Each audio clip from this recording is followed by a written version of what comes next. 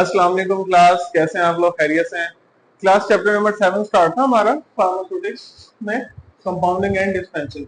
इसमें हमारे पास जो आज का टॉपिक है वो है refilling of prescription.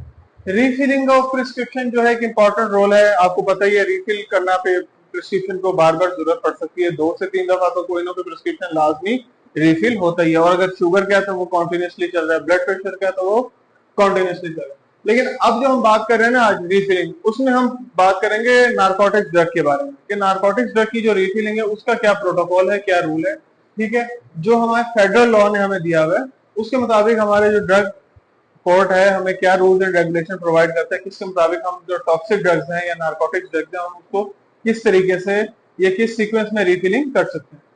The drugs which are potentially toxic and cause harmful effect.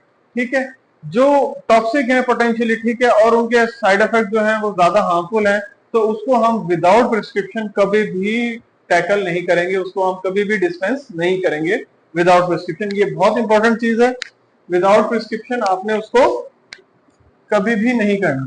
ठीक है, अच्छा अब इसमें ना कुछ ड्रग्स के नाम उन्होंने हमें ग्रुप्स दे दिए हैं। ग्रुप ए है, ग्रुप बी है।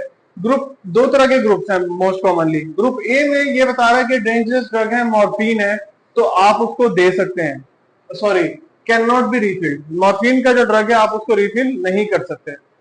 क्यों? क्योंकि ये ऑपियोइड एनाल्जेसिक है और ये बहुत ज्यादा टॉक्सिक हो सकती है, इसके हार्मफुल इफेक्ट ज्यादा है, इसलिए आप इसको कभी भी दोबारा रिफिल नहीं करेंगे। बट इन केस ऑफ एपोमॉर्फिन,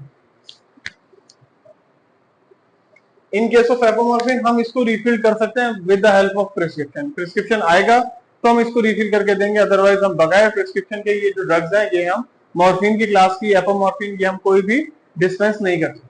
अच्छा, इसके अलावा कुछ है ग्रुप एक्स में उन्होंने दे दिए कुछ स्मॉल अमाउंट ऑफ ड्रग्स हैं, जैसे कोडीन है, ये हमारे पास किस में आते हैं, कोरेक्स डी सिरप आता है, कम्बिनोल डी आता है, कुछ इस तरह के सिरप है हमारे पास। एंटी एलर्जिक भी है इसमें और कफ सिरप भी है, कफ सुप्रेसेंट्स जो है उनमें ये small amount of dangerous ingredients को ऐड किया जाता है। इसके बारे में थोड़ा सा उन्होंने गाइडलाइन भी दी हुई है, जैसे इसमें कोडीन सिरप, कोडीन ज्यादा ऐड हो रहा है तो syrup that contain very small amount of codeine. अच्छा, कोई सिरप होगा जिसके अंदर स्मॉल अमाउंट ऐड होगी तो वो किसकी होगी? कोडीन की होगी।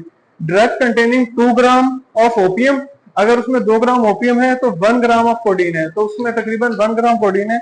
और इसका मतलब ये हुआ कि 1/4 हिस्सा जो है मॉर्फिन उसके अंदर ऑटोमेटिकली ऐड हो गई है।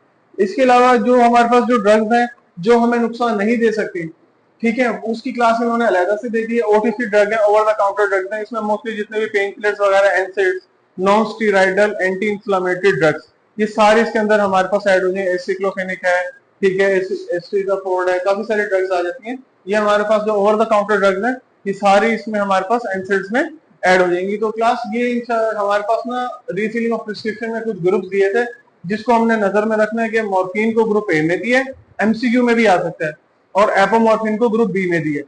मॉर्फिन वाला जो है दोबारा रिफिल नहीं होगा, जबकि एपोमॉर्फिन वाला रिफिल होगा, लेकिन किसकी बेस पर? प्रिस्क्रिप्शन की बेस पर। इसके अलावा कुछ कोडीन वगैरह ये सिरप्स वगैरह में होते हैं, ये स्मॉल अमाउंट ऑफ इंग्रेडिएंट्स है, टॉक्सिक हैं बट ये स्मॉल अमाउंट है, इनको आप ऐड कर सकते हैं। इसके अलावा हमारे पास कुछ ओटीसी ड्रग्स है, एनसेड वगैरह, ये इसमें नहीं आती। तो क्लास ये हमारे पास जो था रिफिलिंग ऑफ प्रिस्क्रिप्शन का बड़ा इंपॉर्टेंट टॉपिक था। एक बार दोबारा याद से सुन लें कि ये हमें किसने दिया है? फेडरल लॉ ने दिया है। इसको ने जो हमें अप्रूवल दिया है उसके मुताबिक हमने अपनी क्लासेस को डिवाइड किया है। Thank you so much class.